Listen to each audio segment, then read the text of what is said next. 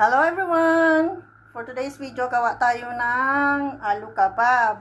Ayan, to make the video short, nagmash na tayo ng potato o patatas. Ayan, dinurog na natin ang ating patatas at syempre meron tayo ditong ginadgad na sibuyas o shredded onion. Meron din tayo ditong green chili at of course ang ating coriander leaves. Ayan. I-mix na lahat natin yan.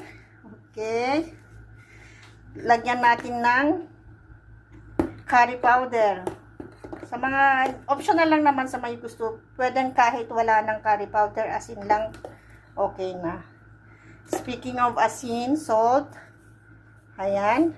Lagyan natin ng konting salt, pampalasa. At syempre gusto natin ng spicy, kaya naglagay na naman tayo ng red chili powder. Ayan. Who loves spicy? At syempre ang ating paminta. Durog na paminta. O black pepper. Ayan. Mix na natin at gawin na natin ang ating aloo kebab. Ayan. Mix lang natin. Naghugas na tayo at i-mold na natin ang ating aloo kebab. Make sure na lahat ay mix well. Ayan. Ayan na ang ating aloo kebab. Ready to fry. At syempre magbabati tayo ng dalawang itlog o egg. Ayan. Lagyan lang natin ng black pepper. Ayan. Gatid ulit tayo. Ayan, at habang nagpapainit tayo ng mantika. Ayan. Okay na siya. Lubog natin isa-isa ang ating aloo kebab. Ayan. Magpito lang tayo dito ng 5 or 6. Ayan, kasi may iba pa tayong ayan. Pwede din natin ilagay sa ref ang rest na hindi pa natin na luluto. Ayan. Nalagay na natin lahat. So, proceed tayo sa pag-prito.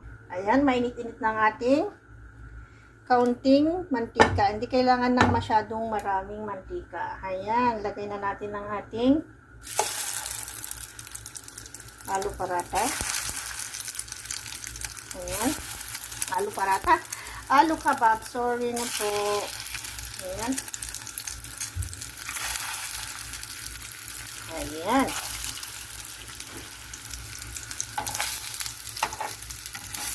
Yan ang ating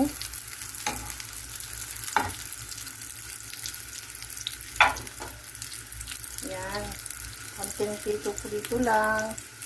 Ayan at dahil luto naman na siya, paligsarin na natin.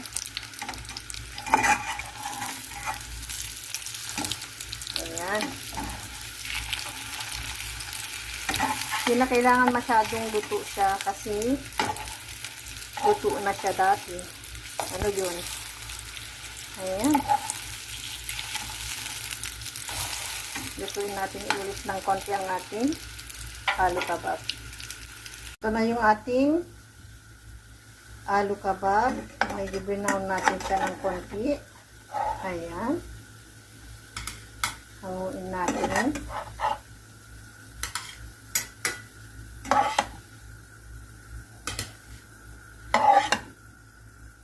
Ayan. Perfect. Pwede siyang ikain sa kubos o sa rice. Thanks for watching.